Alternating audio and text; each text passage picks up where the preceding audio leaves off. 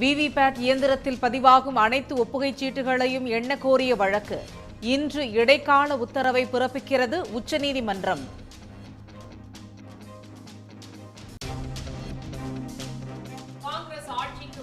தாலியை கூட பறித்து விடுவார்கள் என்ற பிரதமரின் பேச்சுக்கு பிரியங்கா காந்தி காட்டமான பதிலடி. தமது தாய் சோனியா காந்தி நாட்டுக்காக தாலியை பறிகொடுத்தவர் என்று தேர்தல் பரப்புரையில் ஆவேசம்.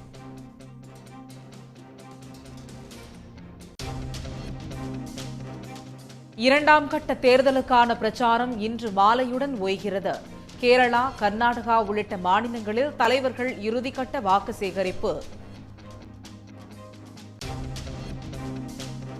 பிரதமர் மோடியின் வெறுப்பு பேச்சு குறித்து 20,000க்கும் மேற்பட்டோர் தேர்தல் ஆணையத்தில் புகார்.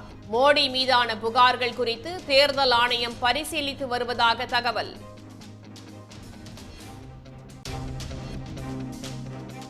சேலம், ஈரோட்டில் 108 டிகிரி ஃபாரன்ஹீட்டை தாண்டி வெயில் கொளுத்தியதால் மக்கள் அவதி. தமிழ்நாட்டில் அடுத்த 5 நாட்களுக்கு வெப்ப அலை அதிகரிக்கும் என்று வானிலை ஆய்வு மையம் எச்சரிக்கை.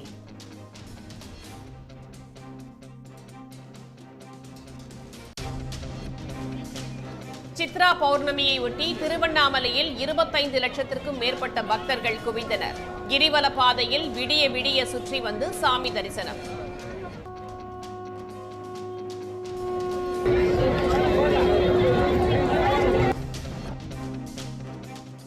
கூவாகம் கூத்தாண்டவர் கோயிலில் அரவானை கணவனாக நினைத்து தாலி கட்டிக்கொண்ட திருநங்கைகள். திருநங்கைகளுக்கான அழகி போட்டி, ஆடல் பாடல் என சித்திரை திருவிழா கோலாகலம். மாணவிக்கு பாலியல் தொல்லை அளித்த புகாரில் கலாக்ஷேத்ரா முன்னாள் பேராசிரியர் கைது. வெளிநாட்டில் வசிக்கும் முன்னாள் மாணவி ஆன்லைன் மூலம் அளித்த புகாரில் போலீஸ் நடவடிக்கை. ஆந்திராவில் பிரம்மாண்ட பேரணியாக சென்று வேட்புமனு தாக்கல் செய்த பவன் கல்யாண். 5 ஆண்டுகளில் சொத்து மதிப்பு 190% அதிகரித்ததாக பிரமாண பத்திரத்தில் தகவல்.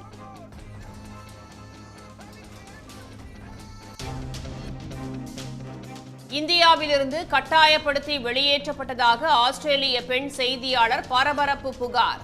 மக்களவைத் தேர்தல் செய்தியை சேகரிக்கவும் மோடி அரசு அங்கீகாரம் வழங்கவில்லை என்று குற்றச்சாட்டு.